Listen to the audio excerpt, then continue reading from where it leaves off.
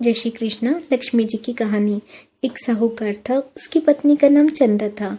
साहूकार बहुत बड़ा व्यापारी था, किंतु कहीं भी सफलता नहीं मिलती, नुकसान ही नुकसान होता। साहूकार की पत्नी चंदा घर में स्वच्छता नहीं रखती, जहाँ देखो वहाँ गंदगी रखती।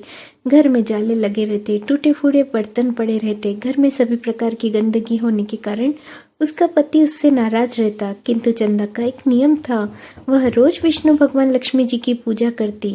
एक दिन लक्ष्मी जी को उस पर दया आ गई और एक अमावस अंधेरी रात में चंदा एक सकड़ी सी गली में पूजा का दिया लेकर जा रही थी।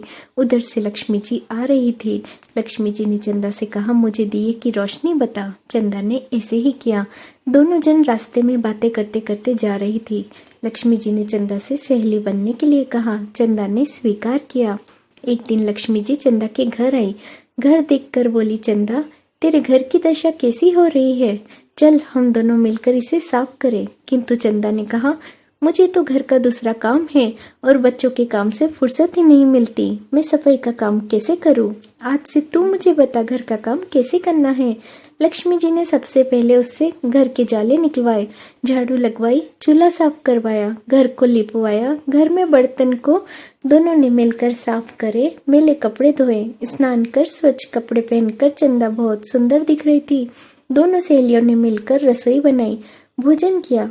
लक्ष्मी जी ने कहा, रोज इसी तरह स्वच्छ घर रखना, फिर तेरे पति भी तुझसे राजी रहेंगे और तुम्हारे व्यापार में बरकत होगी।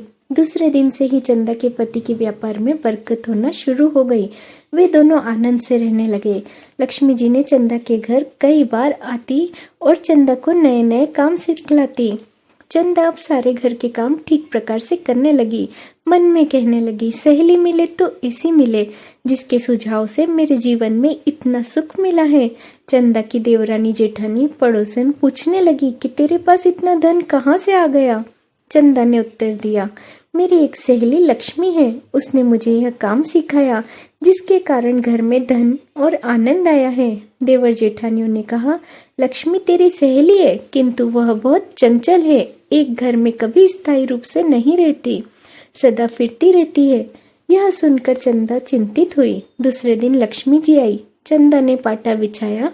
लक्ष्मी जी से कहा, प्यारी सहेली पाटे पर बैठ जा। किंतु लक्ष्मी जी ने कहा, पाटे पर तो मैं राजा के घर पर भी नहीं बैठती। चंदा बोली, मेरे पास तो तुझे आज पाटे पर बैठना ही पड़ेगा। लक्ष्मी जी आखिरी में पाटे पर बैठ ही गई। चंदा ने लक्ष्मी जी से कहा, मैं थोड़ी देर बाहर जाकर आऊंगी, मेरे आने पर ही तुम यहाँ से जाना। चंदा पीहर चली गई। लक्ष्मी जी पाटे पर बैठी उसका इंतजार करती रही। साहूकार के घर में धन की जैसे वर्षा हो गई। हे लक्ष्मी माता, जैसे आपने चंदा पर कृपा करी वैसी ही सभी पर करना। कहानी में जो त्रुटि है कृपा उसे पूरा करना। जय श्री कृष्णा।